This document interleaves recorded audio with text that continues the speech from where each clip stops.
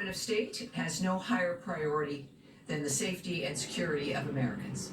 As we continue to assess and address the needs of U.S. citizens during this important time, I want to reiterate a few important instructions for everyone watching at home and around the world.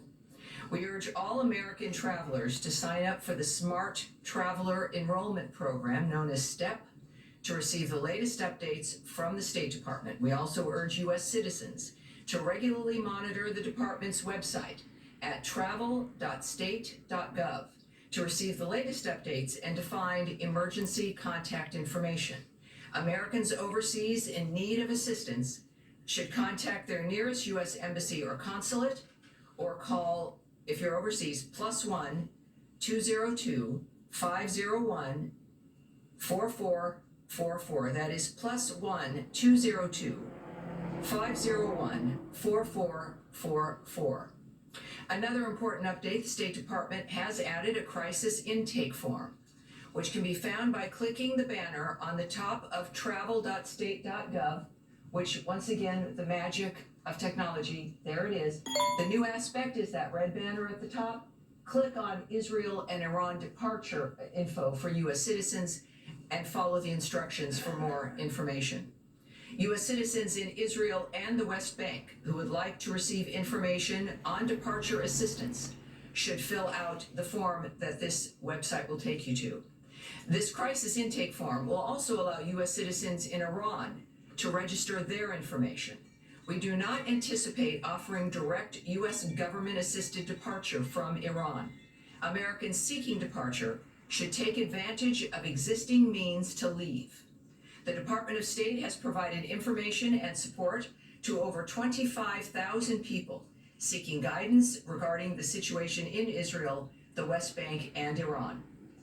And on Iran, I want to reiterate the statement from President Trump, delivered by my colleague Caroline yesterday. Quote, based on the fact that there is a substantial chance of negotiations that may or may not take place in the near future, I will make my decision of whether or not to go within the next 2 weeks.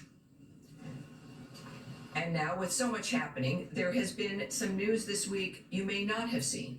After 3 days of talks, technical teams from the Democratic Republic of the Congo and the Republic of Rwanda initialed the text of a peace agreement on Wednesday.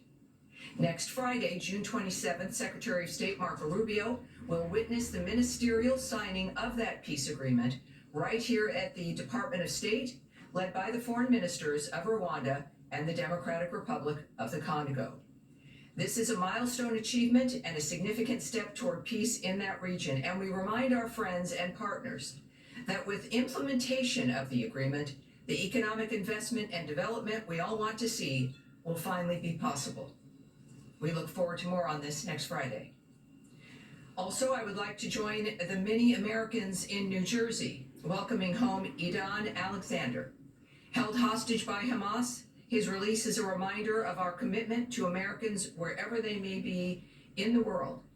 The scenes of people lining the streets were truly heartwarming, and America is stronger with one of our sons finally home. And lastly, we are having this briefing on Friday because we were not here yesterday because it was the holiday Juneteenth.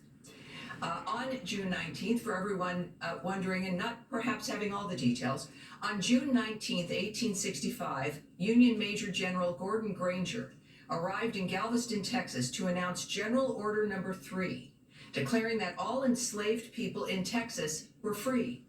More than 2 years after President Abraham Lincoln's Emancipation Proclamation had officially ended slavery in Confederate States, I should say. This day, now known as Juneteenth, has become a profound commemoration of freedom and resilience. So I hope you enjoyed yesterday, and we are here today, and I'm ready for your question, shall we? Yes, Daphne. Thank you so much. So on the 25,000 that you said the State Department has provided information to, is that U.S. citizens who are seeking information on leaving Israel, the West Bank, and Iran? It's information in general. So it would be a combination, I'm sure, but it's a general information, conditions, perhaps departures as well, but general information. Okay, and do you have any numbers on the number of US citizens that are seeking information on departing Israel or Iraq? Those are not numbers that I will share at this time. Just as a reminder as well, while today is a bit different than the feeling of Tuesday, we are still in a dynamic where there are still hostilities, where there are still people in bunkers, where there is still a danger. Clearly, we've heard the statement from President Trump about his posture at this point. So we're still going to be careful for national security reasons, obviously, when it comes to what we can answer. So that's a number that I won't be able to give you today. Okay, Sorry. And we will not, we'll do one more, but then we will continue on here. Yes, go ahead. Thank you. Just on Ambassador Huckabee's tweet, he said that the US is working to get military, commercial, chartered flights and cruise ships for evacuation. Have any of those organized by the State Department evacuated American citizens yet? And if not, when is that expected to start? I won't give details from this podium, but we know that at each embassy, they are posting actions that they're taking. We know that the Israeli embassy is doing that, so you could go to either travel.state.gov and get to the Israeli embassy, or go there directly and you will see their statements, and I would urge you to do that directly when it comes to what the Israeli embassy is doing and what they've accomplished. Yes, sir. Thank you. Florida Governor Ron DeSantis chartered flights apparently for Americans in Israel seeking to leave and successfully got, I believe it's 1,500 out. I was wondering if those charter flights were coordinated with the State Department in any way, or was this done on some tangent? Well, I think that there's, and we know that there, of course, are some independent efforts to get American citizens out of those areas, and when we suggest that people take advantage of existing means, we would include, of course, the nature of other opportunities to leave, independent efforts, independent groups managing those dynamics. As far as the DeSantis effort, I would suggest you call the state of Florida, call his office, and I'm sure that they'll get you more information. All right, Nadia. Thank you, Tammy. Since the president said there is substantial opportunity for negotiation and has given it 2 weeks, why not send in a U.S. representative to join the Europeans with the Iranians in Geneva today? And second, Mr. Grossi is worried that if Bushahar reacted... Let me answer your first one first, if I may, and then we'll follow up with your second. First of all, Geneva is a discussion involving the Europeans. Of course, we are working on many different fronts and have from the beginning here in leading the nature of finding a solution to this problem. And we certainly continue to. The president's made it very clear, as he has, again, not just about this issue, but every other war and conflict that he's trying to stop. And also with his statement that he would allow to make a decision within the 2 weeks because of the potential. So those efforts continue on. How we're pursuing those efforts are up to the president, and he's making those decisions and anticipates that it might be worth waiting those 2 weeks. But other than, I can't characterize the why or the how. But I think it's important. One thing I think of the many that Americans have learned about President Trump is to believe what he says, to know that he'll deliver, and to not second guess the nature of the choices he's making. Great. And second, Mr. Grossi is worried about reaction coming from Bushahar if it was attacked. So are you worried that as a result of these attacks on any of the reactors that actually we might have a nuclear radiation? Well, certainly. I'm not going to speculate on the impact of the nature of what is transpiring in any country in this regard. I know that Israel has issued statements afterwards in dealing with any concerns regarding the actions that they're taking, and I would refer you to the Israeli government in that regard. But I'm not going to speculate on a hypothetical dynamic at this point. All right, yes? With regard to the talks taking place today, or concluded today in Geneva, does the Trump administration believe that they were productive in paving the way for diplomacy? Well, I don't want to characterize what the Secretary of State may think of what has happened. I know that the government as a whole, that we're hopeful for every new opportunity, every new effort to have this come to a conclusion that is diplomatic. That is something clearly we've seen in the president's posture. So while I won't be able to characterize it about what their opinions are at this point, I think at some point we may find that out. But I do know that we do hope that every effort is successful. Some more quick questions. Is the secretary planning to get on the phone with any of those foreign counterparts that were in the meeting later today? Well, I know that, of course, he's headed to The Hague next week. And so I know conversations no doubt will happen there about a whole number of issues. All right. And then, Yes, sir. We'll move on here. We'll move on here. Yes, sir. Go ahead. To the Secretary's Hague trip. When he was in Brussels in early April, he told us that it would take a few days or weeks, not months certainly, for him to assess whether or not Putin was serious about ending the war. Today, we have all seen Putin's statements. So he himself made it clear that he has no intention to end the war and the killing. He even said, he discussed, more territories to seize. I'm wondering, have you guys landed anywhere in terms of your conclusion about Putin's intention? Well, we know that since that point, I don't think he said days at that point, but he said a matter of weeks. And in that process, we saw our posture adjust in that framework.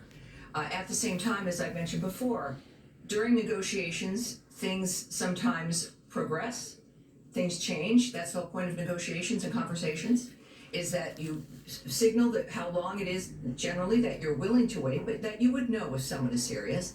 And then again, it's not a static environment as you're moving forward through that time. At the same time, we've heard since then some very blunt comments by President Trump about President Putin. We also know that the parties themselves have met directly. And I think that that's also where we've landed at this point in comments from both the President and Secretary of State, that the only way this is going to end is for the two parties to meet and come to a conclusion and a decision and some kind of an agreement. That is where it is. And of course, we are always present. We remain concerned and issued comments a couple of days ago about the nature of what's happening in Ukraine and the death of an American. So we are there. We've been, of course, Ukraine's biggest supporter. And we continue to hope for and work with and observe the nature of how the conversations are going at this point between the two parties. And that, like every other negotiation, can change one way or another. But that's our posture at this point. Of course, America is still involved, and we're clearly making our presence, our caring about the situation known, and that's where we're at this point. I'll take it, but in light of today's comments, as I mentioned, Putin's comments, and also his press secretary said that now we have a strategic advantage, quote. Why should we lose it? We're gonna move forward. So Yes. in light of those comments, why not calling them out for not being serious about the peace process? Well, again, we're not in just a world where when we see something online that we are going to choose how we're going to respond as an individual. There are many different fronts always in every situation that we remain involved in. So it's not as simple as a single response to a single quote that came from a statement or something online. This is about dealing with certain situations in a complex manner. Only the president can make the decision about how to proceed. Only he knows all the elements about what's important and how we're going to make a difference. And that's where we have it, is, as I term it, as I did a couple days ago. There is one guiding hand to the choices that we make, and that would include with Russia, Ukraine, and every conflict he's trying to stop. We All asked right. one Yes. later, later. No, we are gonna move on here. Thank you, sir. All right, to go back to Iran just for Of two more course, of questions. course. One, just for clarification, have any Americans been killed or injured in Iranian strikes so far? You know, I don't think so. Is it? Do we have numbers, or is that something that we've been able to? Let's take that back and see where things stand at this point. I do know that the reports that I've seen are that there have been no American injuries, or injuries of staff at embassies and consulates. But let's take that back. And again, I would caution. Obviously, this is a shocking continuation of a war that affects many countries, and we'll get back to you with with the latest that I we have. suppose the flip side, thank you, we would appreciate an update. The Of flip course. side would be if. And again, just a reminder for people watching, when we say we're gonna take it back, it means we get the answer and get it directly to the reporter and then have it and obviously in this case, is a fluid situation. We'll continue to watch it. Thank you. And insofar as you're looking into it, if there are American citizens in Iran, which we haven't gotten an estimate of how many Americans might be in Iran, Sure. if there are injuries or deaths there, we would also be interested. Well, yes, again, the messaging is for also Americans who are in Iran, and again, urging them to go to travel.state.gov, and we're certainly aware of them. Our task force is working on all of this for every American who is in that region, which provides a different dynamic for some, whether it is, of course, Israel, Iraq or Iran, etc. Wherever they may be in the Middle East, we're there for them. Thank you. The other question is on diplomacy. So we understand the Special Envoy Steve Witkoff is in some sort of contact with the Iranians. How would you encourage us to think about that contact? Is that a prelude to negotiations? What's the nature of that of his engagement with you? Well, I wouldn't characterize it at all, except there are things that we know, which is that there had been negotiations, that we had gotten Iran to the table. We've been having those conversations, led by Special Envoy Steve Witkoff. And we know that the president, from his statement, which is, I think, worth noting again, because it's very specific in its nature, and also, I must say, when I saw it, very Trump-like in his statement, as a man who is serious about everything he addresses, but in this particular kind of way, when it's existential, life and death, that he genuinely, it's not posturing. He wants to have it be solved diplomatically. He knows it can be. He knows based on what he's accomplished already in the past, and the nature of human beings, which in business you learn a lot about as well, but certainly in his governmental experience and as a leader. Again, he said, directly from the president, quote, based on the fact that there is a substantial chance of negotiations that may or may not take place with Iran in the near future, I will make my decision whether or not to go within the next 2 weeks.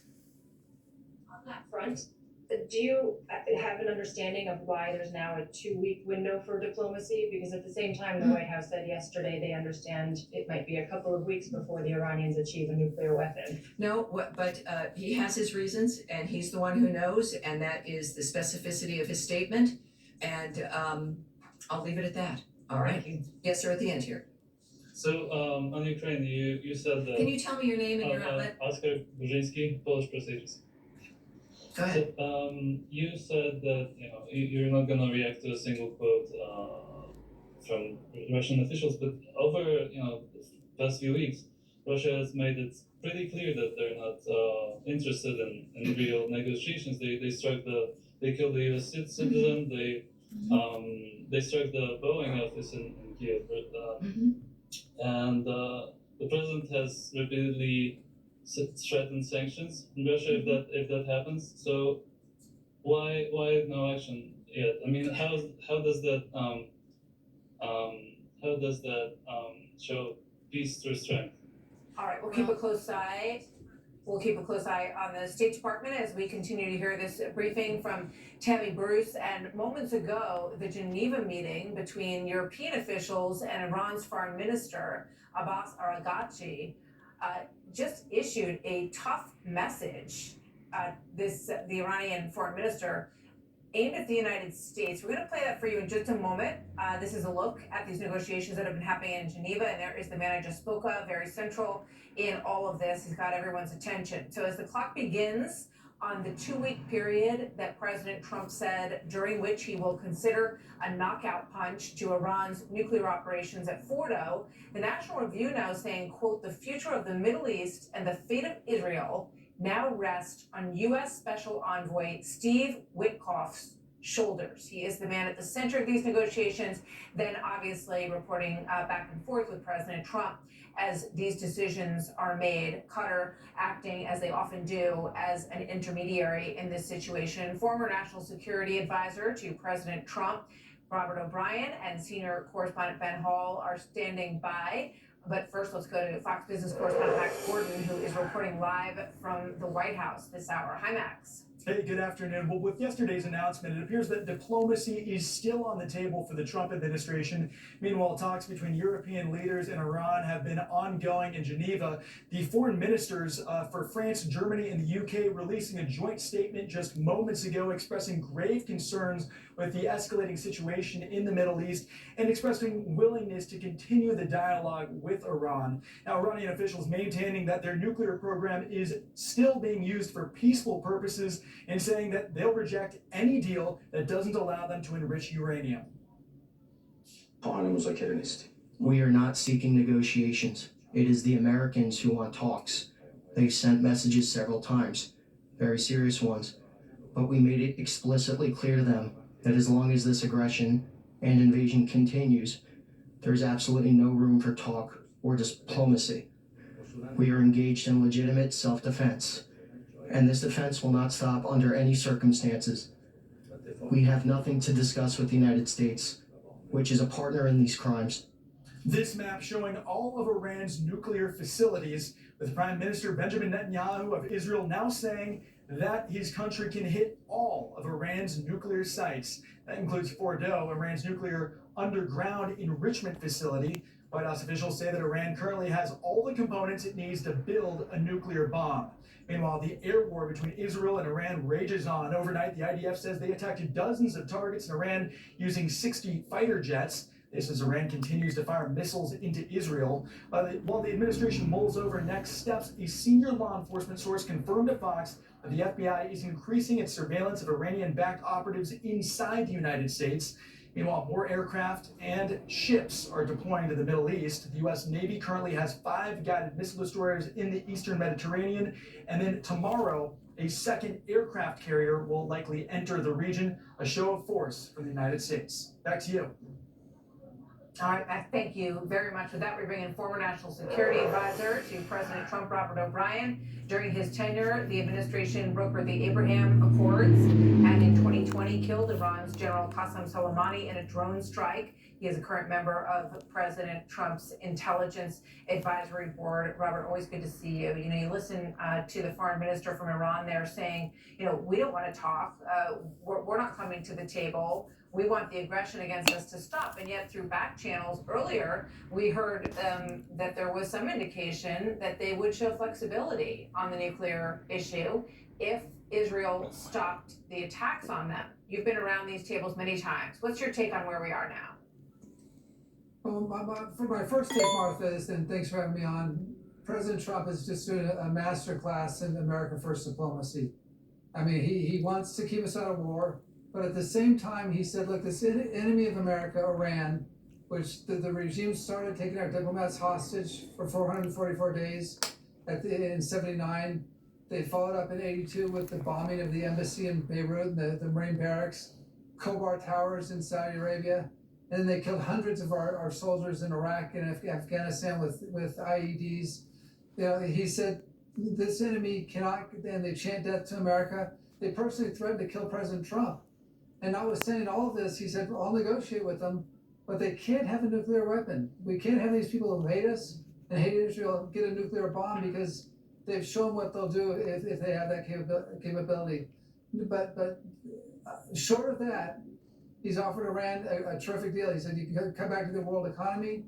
We'll lift sanctions. We'll do all kinds of things that are good for the Iranian people, but you can't have a nuclear bomb. You got to give your enrichment. So, Robert, I'm curious about your take on where the Iranian people stand right now. Yesterday, I spoke with the Crown Prince in exile, Reza Pahlavi, and he believes that the people of Iran are ready to topple this regime. He said, we don't need that strike on Fordow.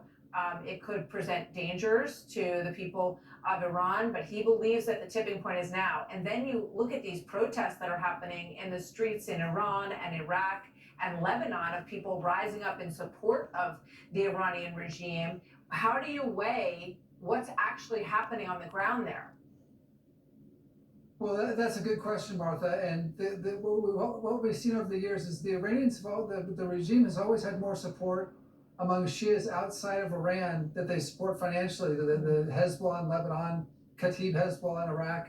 They've always had more support among those folks than their own people. Their own people hate them. I mean, they're hanging gays from cranes. They're attacking women and raping and killing them if they don't wear a hijab. There's a very authoritarian, tyrannical situation in Iran, and the people have tried to rise up in the past. Remember, under President Obama, the Green Revolution, they rose up, but they were put down by the government. So I think the Crown Prince is the Shah's son is right. I think the Iranian people want freedom. It's going to be fascinating to watch this play out. Robert O'Brien, always great to have you. Thank you so much. Good to see you, sir. Thank you, Martha. You bet. So a short time ago, Russian President Vladimir Putin was asked if he is worried that the world could be heading toward World War III in this situation. Here's what he said. It is disturbing. I am speaking without any irony, without any jokes. Of course, there is a lot of conflict potential. It is growing, and it is right under our noses, and it affects us directly. And this requires, of course, not only our careful attention to the events taking place, but also the search for solutions. The search for solutions, preferably by peaceful means. Very interesting. Let's bring in Fox News senior correspondent Benjamin Hall, host of American Exceptionalism, available on Fox Nation. Ben, always good to have you with us. You know, this statement by Putin builds upon a statement by his spokesperson, Dmitry Peskov, who said, you know, don't even think about killing Khamenei, that would be opening Pandora's box, and that he believed there would be an outpouring of support for the Iranian regime. Your thoughts on where this stands, and Russia's bold talk, but not a lot of action on behalf of Iran? Yeah, Martha, it's fascinating. We hadn't heard as much as we expected to from Russia until the last few days. But look, Russia is looking at one of its closest allies right now. Iran is part of that coalition between Russia, Iran, North Korea. And if Iran were to fall, and everyone's looking not just at the nuclear deal, but perhaps if it were to fall, that takes a big ally away from Russia, and they will do everything they can to try and shore them up. On top of that, we know that China is also really interested in having Iran on the table, and now we're seeing China planes flying into Iran, perhaps to pull people out, but also a real awareness of the 1.3 million barrels of oil a day that go from Iran to China. So you suddenly have this coalition of countries that have supported Iran who are pushing back against it. And of course, when Dmitry Peskov earlier said that, you know, if the Ayatollah was assassinated, then that would lead to severe consequences. They are thinking about Putin as well. They do not want to send a message that you can get rid of the leader of a country because you are at war with them, because of course that is Putin's own spokesman when he says that. So those countries looking really, really closely, and I think would do whatever they can to keep to keep the Ayatollah in power. Benjamin Hall, great coverage. Thank you very much. Good to see you. So retired Lieutenant General H.R. McMaster, a Hoover Institution senior fellow on the mysteries surrounding Iran's nuclear capabilities and his own experience of being with President Trump when he's making these decisions, like the strike in Syria, for example. How does the president go about weighing all of his options? Next. When the president says Iran is very close to a nuclear weapon, is he relying on U.S. intelligence or intelligence sharing from an ally to make that assessment? It is a fact, and the United States government maintains this fact, that Iran has never been closer to obtaining a nuclear weapon. You give eye exams. Redux when it comes to the Iranian nuclear program.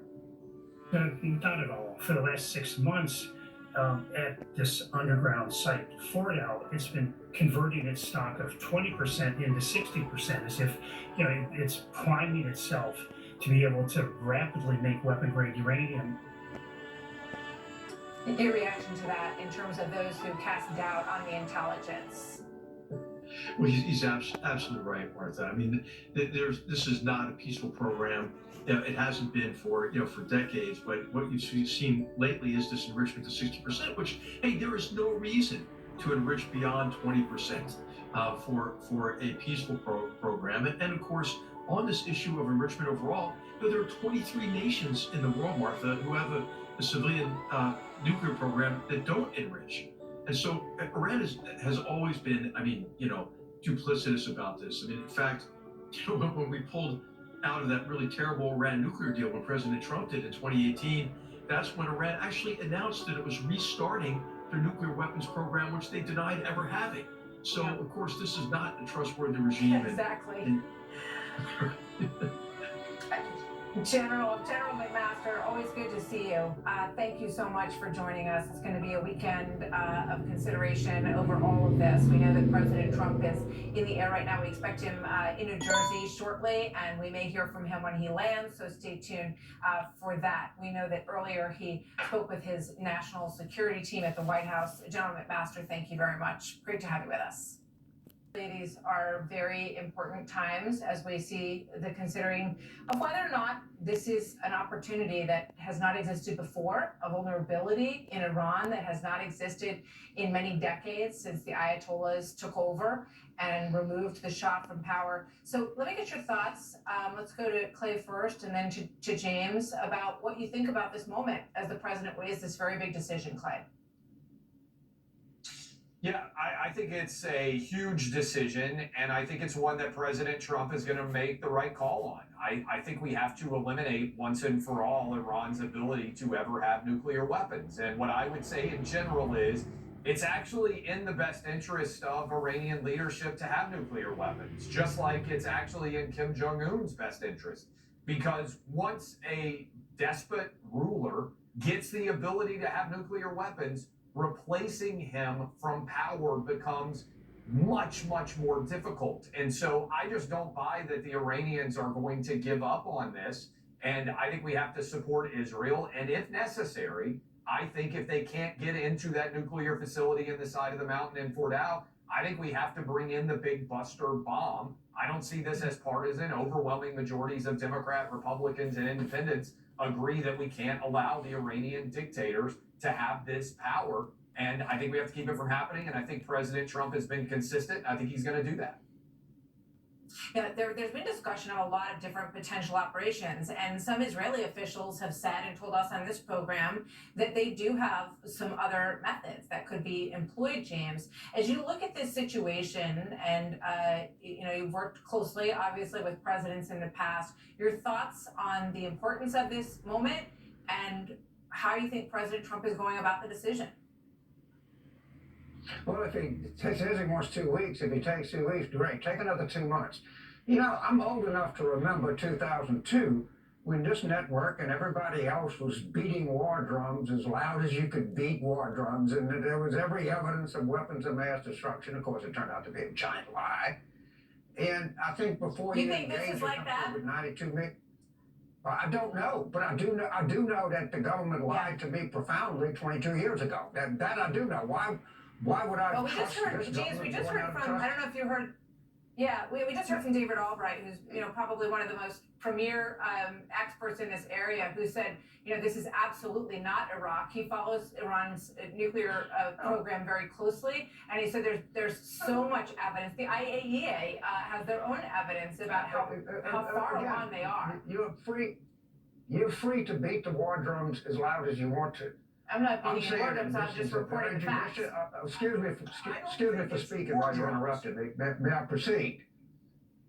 Because the Tulsi Gabbard said... Answer the question, I just have to correct on this. Yeah. I'm sorry. Let me know when I can speak.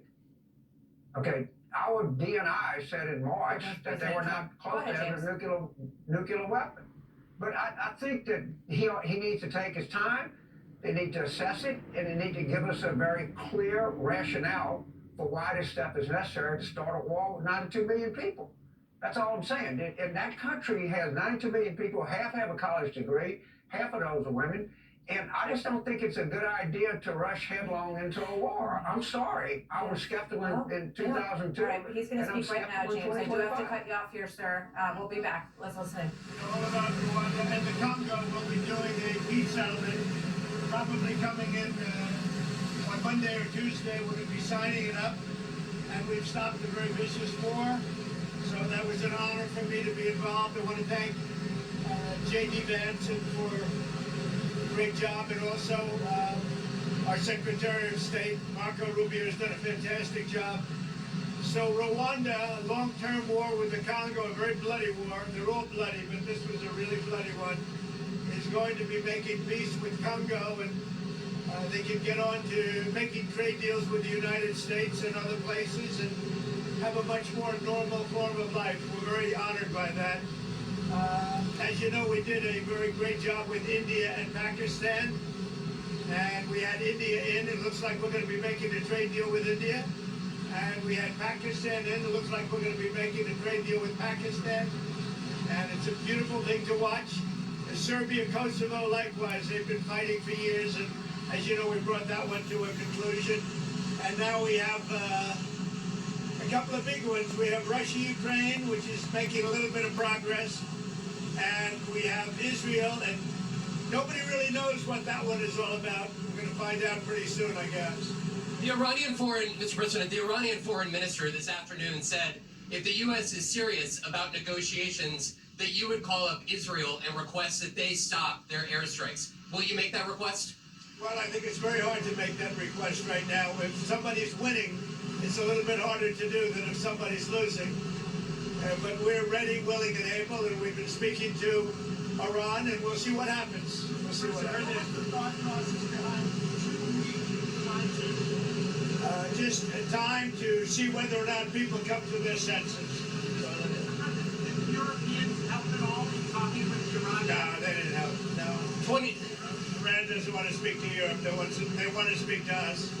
Europe is not going to be able to help in this one. 20 years ago, you were skeptical of a Republican administration that attacked a Middle East country on the idea of questionable intelligence of weapons of mass destruction. How is this moment different with Iran? Well, there were no weapons of mass destruction. I never thought there were. And that was somewhat pre-nuclear. You know, it was a nuclear age, but nothing like it is today. And it looked like I'm right about the material that they've gathered already. It's a tremendous amount of material. And I think within a matter of weeks, or certainly within a matter of months, they're going to be able to have a nuclear weapon. We can't let that happen. I was very much opposed to Iraq. I said it loud and clear, but I was a civilian, but I guess I got a lot of publicity. But I was very much opposed to the Iraq war. And I actually did say, don't go in, don't go in, don't go in. But I said, if you're going to go in, keep the oil. But they didn't do that. What intelligence do you have that Iran is building a nuclear weapon? Your intelligence community has said they have no evidence that they are at this point. Well, then my intelligence community is wrong. Who in the intelligence community said that? Your Director of National Intelligence, Tulsi Gabbard. She's wrong. Mr. President,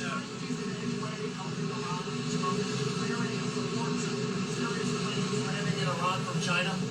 Well, they say that they're there to take people out, but I can't tell you about that. I get along very well with China, get along very well with President Xi. I like him, he likes me. We have a very good relationship. We'll see what happens. I can't imagine them getting involved. The decision that you need to make on Iran, whether to strike militarily, is this the biggest decision you will have to make as president?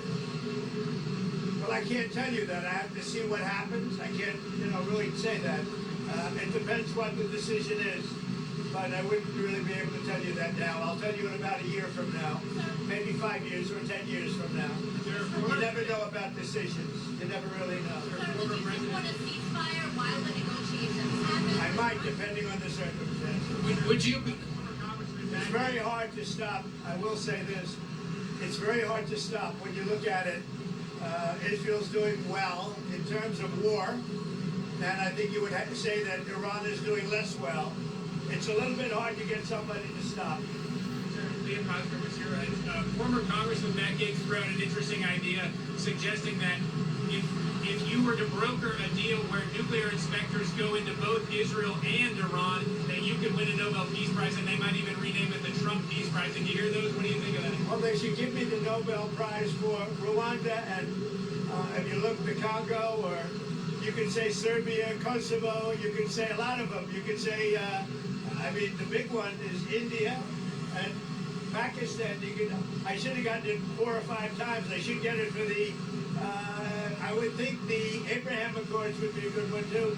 They won't give me a Nobel Peace Prize because they only give it to liberals. Would you support Iran being able to have nuclear, or would you support Iran being able to have civilian nuclear energy capabilities up to 3.76%? They're sitting on the top of one of the largest piles of oil in the world. I just don't know why they need that for civilian work. It's one thing for certain countries to say, hey, I want to have a certain amount where I can go nuclear a little bit because we need it for electricity, we need it for air conditioners, etc. But when you're sitting on one of the largest oil piles anywhere in the world, it's a little bit hard to see why you did that. Yeah.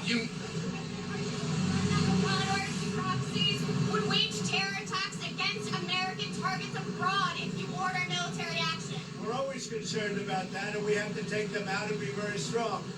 You're even in danger talking to me right now. Do you know that? You are in danger talking to me right now. So I should probably get out of here, but you guys are actually in danger. Can you believe it? One more. Mr. President, is it still your expectation that NATO countries spend 5% of their GDP on defense spending? Well, I think they should do that. I don't think we should, but I think they should. We've been supporting NATO so long. In many cases, I believe paying almost 100% the cost. So I don't think we should, but I think that the NATO countries should, absolutely. What, like Spain decides not to? Well, NATO's going to have to deal with Spain. Spain's been a very low payer. They were always a very low payer. They were either good negotiators or they weren't doing the right thing. I mean, I think Spain has to pay what everybody else has to pay. Spain has been notorious for low pay. You know who else was the low payer, just about the lowest? A place called Canada. Because Canada said, why should we pay when the United States will protect us free? And they've been right about that. Ukraine, you've been making progress towards a peace deal, but I don't know if you know this, but Lindsey Graham and Mike Pompeo were there on the ground in Ukraine, seemingly doing the opposite, trying to provoke the Ukrainians to keep fighting. What do you think of that? Well, we're going to see, and people have to be very careful with what they say. They're going to be very careful with their mouth, because their mouth can get them into a lot of trouble. One more. ICE. ICE has said that they're trying to arrest up to 3,000 individuals a day. There are some communities that are saying they're fearful of being wrongfully detained or separating some families, even if they're undocumented. Is the fear in some of these communities worth the deportations of these undocumented individuals, a mass deportation program? It's a tough subject because, look, we have farmers. I love farmers. I won 80%, 85% of the farmers, and I love them, and I'm never going to do anything to hurt our farmers. And you can also say the leisure business, etc. There are some businesses where you have a disproportionate amount of people that are the people that you're talking about. At the same time, we have to get the criminals out of our country. And we're looking at doing something where, in the case of good, reputable farmers, they can take responsibility for the people that they hire and let them have responsibility, because we can't put the farms out of business. And at the same time, we don't want to hurt people that aren't criminals. Most of the people that came in over the last 3 years under Biden, I would say probably 3.5 to 4 years. Those people, you have a lot of criminals, you have a lot of, I mean, we're looking at that very closely. You've had people that have worked on farms for 20 years. It's very hard to go in there and say, you know, you're coming out. But we're going to let the farmers take responsibility. They're great people. They'll do it. They know the good and the bad. So the hard part about this is not like a normal war where people wear uniforms. They don't wear uniforms. But we have murderers that came out of the last 4 years. We have murderers. We have drug lords. We have people that we don't want to. We have prisoners. They emptied out Venezuela and many countries. They emptied out their prisons into the United States. We have to get those people out. But we have stone cold murders. 11,888 murders. We've already gotten a lot of them out of here. But we don't want them, so we have to be careful. But I never want to hurt our farmers. Our farmers are great people. They keep us happy and healthy and fat. Are there other cities that you're going to try to replicate what you've done in Los Angeles? Well, I mean, we had a big victory last night in the Court of Appeals with respect to Los Angeles, but really the country, where Gavin Newsom, who's really an incompetent governor, he's just doing a terrible job between his fires, between all the houses burning down, his forest fires, and now Los Angeles. If we didn't go to Los Angeles, and the sheriff admitted it, he had no control. He would have lost control. We saved Los Angeles by having the military go in. And the second night was much better. The third night was nothing much. And the fourth night, nobody bothered even coming. We put out that fire, and we did a great job of it. He sued us for going in and for helping him. We went and helped them.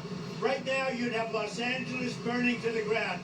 Largely, it would have already been destroyed. Do you want Mr. President to be that of a peacemaker? Are you worried that striking Iran would change that? Always a peacemaker. That doesn't mean sometimes you need some toughness to make peace, but always a peacemaker. You win Iran without ground forces? Say it? Is an aerial campaign in Iran enough, or do you need ground forces? But I'm not going to talk about ground forces. The last thing you want to do is ground forces. Does Iran have 2 weeks, or could you strike before that? Are you essentially giving them a 2-week timeline? I'm giving them a period of time. We're going to see what that period of time is, but I'm giving them a period of time. And I would say 2 weeks would be the maximum. Mr. President, do you think deportations should focus on criminals or all people who are here illegally? We should start focusing on criminals, and that's what we've been focused on.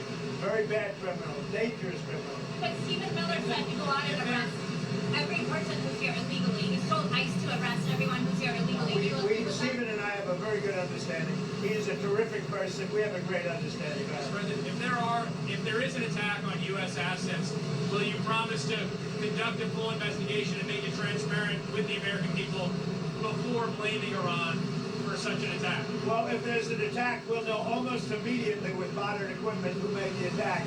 And those people will be very, very unhappy.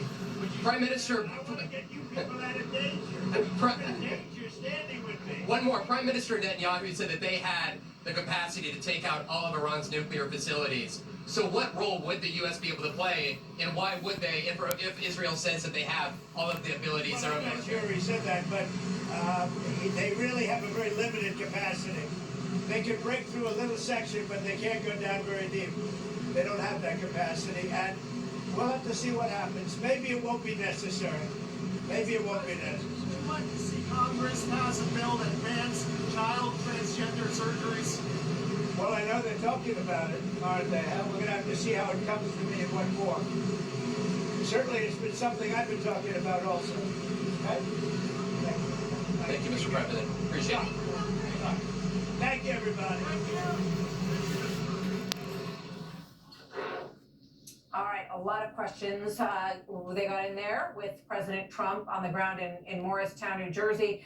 Some of the biggest headlines, he was asked about Israel and whether or not he would be able to get them to stop. We've heard from Iranian representatives that if Israel stops bombing, then maybe they would have discussions about their nuclear programs, which seems like a road that we have been down before, but he said it's hard to stop a side that is winning at this point. He also was asked about the EU discussions that were going on today with Iranian representatives. He said they don't need to talk to the EU, they need to talk to the United States. The EU isn't going to be able to help in this situation. He was also asked about his intelligence community with regard to the intelligence around Iranian nuclear weapons capability. And he said that Tulsi Gabbard was wrong when she said that they were not focused on building a weapon in Iran right now. He was also asked about the nuclear power efforts in Iran. He said they've gone well beyond the refining that needs to be done of uranium that they would need to have an energy program. So clearly it is not about that. It's clearly about a weapons program. And just one other very interesting area that he touched on was immigration. He was asked about whether or not he would be backing off on farmers and hotel workers, as he has mentioned over the last 10 days or so. He said, we can't hurt our farmers. We have to take care of them. We need to focus on criminals. He said he and Stephen Miller remain on the same page, even though Miller has been much more broad and outspoken about removing anyone who's here illegally. The president clearly wants to protect some of these industries where people have been working in these jobs 20 years in some cases. But he said something interesting. He said, we're working on something where the farmers themselves will take responsibility for their people.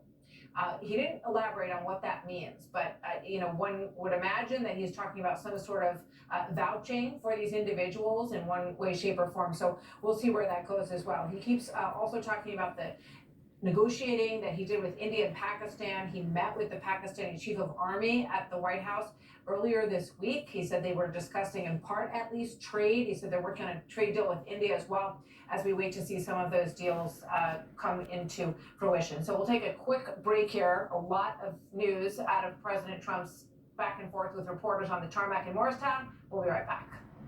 Iran refusing to hold nuclear talks with the United States as they continue to trade strikes with Israel 1 week into war. But they are willing to meet with European leaders. Iran's foreign minister speaking to officials in Switzerland today, but no major breakthroughs. And while President Trump will decide within the next 2 weeks if the United States will be involved, we're learning our Navy now has 5 guided missile destroyers in the region. But whether he makes his decision in the next 2 weeks or 2 days, let's go through some of the possible outcomes. The way I see it, and it's just my humble estimation, but there are 3 different possible outcomes for the way this situation is resolved with Iran. Number 1, negotiated peace. President Trump has been clear from the beginning that Iran will not have a nuclear weapon. Any negotiation would seem to necessitate that never will Iran have a nuclear weapon. I think within a matter of weeks, or certainly within a matter of months, they're going to be able to have a nuclear weapon. We can't let that happen. So, what does that look like? That looks like some arrangement, some peace negotiation that completely neuters Iran's ability to create a nuclear weapon and possibly neuters their political leadership of Iran. Seems somewhat unlikely for a regime dedicated to both of those propositions, continued survival and possessing a nuclear weapon. Option 2, a bombing campaign that sets Iran back decades on their pursuit of a nuclear weapon. Bomb them into submission. Bomb them into the inability to create a nuclear weapon. But in both option 1 or 2, the leaders, the Ayatollah, the mullahs, would remain in Iran. And yesterday here on the Will Cage Show, Sana Ibrahimi, who lived in Iran for the first 23 years of her life, laid out how devastating that would be for the people of Iran. The main fear comes from the fact that people think, what if this war stops now with a deal or any other alternative while the Islamic Republic remains in power, and how they can react after this. They start mass executions, mass arrests. Right now, what we are observing is that as the military sites are getting bombed, on the floor of the parliament, the government is talking about mass executions after this. Third potential outcome, that leadership is removed from Iran. Whether through a bombing campaign or a prolonged war, some outcome that predicates the mullahs and Ayatollah fleeing Iran, or in the alternative, the people rising up on the streets of Tehran and toppling that government.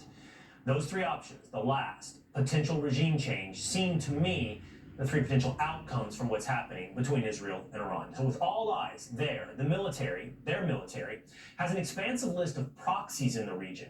Yet Hezbollah hasn't fired a single missile. Hamas has seen its leaders killed and Gaza destroyed. And the Houthis remain silent since firing missiles on Sunday. So will any of Iran's allies come to its defense? Joining me now, U.S. Army Special Operations veteran and former Pentagon official, Alex Plistus. Alex, great to see you again. Thanks for being with me. What do you think about these 3 options, or these 3 outcomes that I've just laid out? Are those, look, I understand war is unpredictable, outcomes almost impossible to lay out before us, but do you see the 3 outcomes I've said as viable ends to this war? Yeah, I mean, I think you laid out the picture very well. I mean, there's really only a few options to deal with this. The president's made clear that he would prefer to get a diplomatic solution in place that didn't require the use of military force. But as you mentioned, in the event the president decides that that's what needs to happen, and that's a policy decision that he would make for reasons that he will disclose at some point, right? I think we've talked about some of that. It's either you go after the facilities with B-2 bombers and bunker busters you mentioned, we go ahead and take those out, or allow the Israelis to do it unilaterally if the president thinks they can get the results that you need.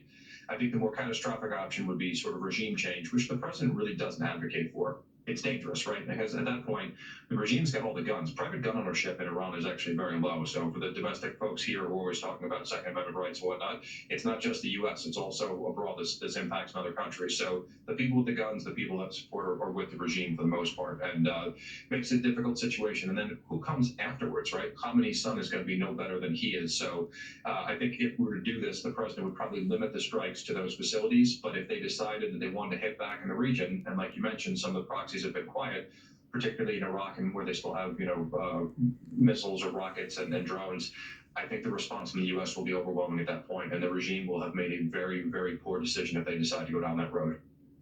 What I'm curious about, Alex, is whether or not outcome 1 or outcome 2 are accomplishable without inevitably arriving at outcome 3, regime change. That's not a point of advocacy, but an attempt to be a realist, that when the wheels of war start rolling, it's hard to slow down the motion of the locomotive. In other words, is it realistic to suggest that the Iranians will come to some deal where they basically neuter themselves and enrich zero uranium towards weapons-grade status? Or is it realistic that the Israelis can bomb them into the inability to do so without inevitably winding up in a place where you're basically replacing the regime? And again, that's another great question. Neither the IDF, the Israeli military, nor the U.S. really has any appetite or desire for regime change. I don't think it's the direction anybody wants to go. I think there's a nuclear threat that needs to be resolved, as the president said, whether it's done diplomatically or through a military solution is still yet to be seen. But if they do decide to go the military route, I think it'll largely depend on how the Iranians respond to it. It's a proud culture of scientific achievement and everything else, and giving up domestic enrichment, which is really the problem. So for folks who are listening, there's been a lot of interchangeable terms between, highly enriched uranium, about to get a weapon. You need to enrich uranium to about 90+%, so you get fissile material for weapon. Then you build a bomb. The first time it's about the size of a Volkswagen. Sorry, go ahead, Will. No, please. You're giving us great information. In fact, it's something I want to dive into more in just a moment. But you and I have had this conversation in the past about what is actually necessary for Iran to get to weapons-grade uranium. Actually, let's get into that right now, Alex, if you would. Stand by. I want to head over to the wall to break this down, and you're going to join us and stay a part of that conversation. So first, let's take an overview. The U.S. has troops all over the Middle East, approximately 40,000 military troops across the greater Middle East, Kuwait, Iraq, Turkey, UAE, all over. So this is really not just the staging ground for any potential war, but also the vulnerabilities the United States would have in any potential military interaction. But while the president is weighing this entire decision, it is predicated, as you point out, Alex, on how close Iran actually is to a nuclear weapon. Now, this is where you come in, Alex, and you know much more than I do about this, but the process of enriching uranium to roughly, as you point out, 90% to get to weapons-grade status. It's roughly 3 to 5%, I believe, Alex, for civilian energy-based purposes. The story, what is being told to us, is that Iran has enriched uranium to 60%, well beyond civilian-grade status, but still short of weapons-grade status. Tell us a little more about uranium-235 and 238 and how long it would take the Iranians to get to 90%. So great question. So for folks who are listening, uranium is a natural element stone that's found in the ground, and the 235 is the type of uranium you need to build for fissile material. Uranium-238 is the other type that's not used, but they're found together. So when the stone is found, it's yellow in color. You grind that up into a powder, and it literally looks like yellow cake mix that you could buy at the grocery store. So if you remember from 2003, Saddam was looking for yellow cake, allegedly, right? That's what they're talking about. Heat that into a gas, goes into a centrifuge, and then a centrifuge spins in a circle, and just like a bucket of water at the beach where the water gets sucked to the outside and air is like a vortex in the center, the heavier element, the 238, is on the outside. And you keep doing that from one system to the next until you continue to purify the uranium so it's majority 235 and not 238. The same tech in terms of the centrifuges in an array, more of them and a little bit more advanced, is basically required to take it from research to weapons grade. And from 60 to 90 is a matter of days. It's not very long at all. Days to enrich, and the process that you just laid out for us is illustrated here on the wall in the Will Kane Show studios. The reactors, the centrifuges, spinning the 238 and 235, separating them, while the heavier weapons-grade 235 essentially drops to the bottom. You're collecting enough to bring it to 90% where you can create weapons-grade uranium. You're telling me to get from where the reports are at 60% to 90% is a matter of days, and then where you had started to talk to me, Alex, about then creating a bomb, which is about the size of a small vehicle, is another what kind of timeline? It depends on what tech they have available to them. I mean, the estimates range from months to up to a year. There's debate that goes back and forth in the intelligence community. There's definitely a disagreement with the Israelis over the timing. And then, as you mentioned, once you get to that size of a car, you have to miniaturize that so you can put it on top of a delivery vehicle, which would be something like a ballistic missile. So that's the third part of the puzzle. The Iranians have the missile systems. We've seen them using them on the Israelis. So we're basically at the point where the third part is done. The fissile material is almost there. The next part is then building the weapon itself. And from what I was told from Israeli officials, the scientists that were assassinated on the first night of the opening strikes, about 15 of them, were the ones working on a weaponization portion of the program, trying to design or acquire a nuclear trigger, conducting certain types of radiological testing that have no other purpose besides military use. And so it became very clear that they were clandestinely conducting weapons activity. And then the IAEA, an independent agency, came out and said that they also found traces of material at undeclared sites. Okay, and those are important details on where these estimates are and where Iran is on its potential for a nuclear weapon. Because as you and I have talked about, in full honesty, it has been decades that Benjamin Netanyahu and Israeli officials and the greater worldwide community has said that Iran is not far away from a nuclear weapon. So that alarm has been sounded for 30 years. But here we have today the IAEA and President Trump, for that matter, saying, no, they're very close to getting to that 60 to 90%. And then finally, I want to show the audience this. Correct. This is Iran's nuclear facilities and those that have been attacked scattered across Iran. You've heard a lot of some of these names like Natanz and Fordo. But you can see how scattered their various nuclear facilities are and how scattered the attacks are at this point. So my final question for you, satellite images, Alex, have suggested that these military installations have only been grazed through 4 days of bombardment. So the question is really, if the outcome is outcome 2, try to drive them back decades through a bombing campaign, have we accomplished much? Have the Israelis accomplished much in setting back the Iranian nuclear program? Yeah, folks I think are asking the same things. Looking at where they've struck and the targets and the ordnance they've dropped, I estimate there's probably 4 or 5 days worth of bombing left to do for whenever they decide to really continue hitting the sites, with Fordo still being the open question. And even when you hit the one facility that they're concerned about, the reason that this becomes a difficult military problem set once they hit the 90% is then you can disperse the highly enriched uranium to different locations, and now there's more sites to hit. It makes it much more difficult to solve. So that's the other reason the decision has to be undertaken now, because once it gets to that point, it becomes much, much more difficult. And, to set it back a year, 2, 3, 5 years, et cetera, that's where we're at. And so there's a lot of criticism that came out about the president pulling out of the JCPOA, the Iran deal. Whether he stayed in or he stayed out, the deal allowed the Iranians to maintain the nuclear technology that got them to highly enriched uranium, which is why we're in this situation in the first place. So that argument to me is a non sequitur. Okay. Educational, enlightening. Thank you so much, Alex, for helping us out on this very important topic. Thanks for having me.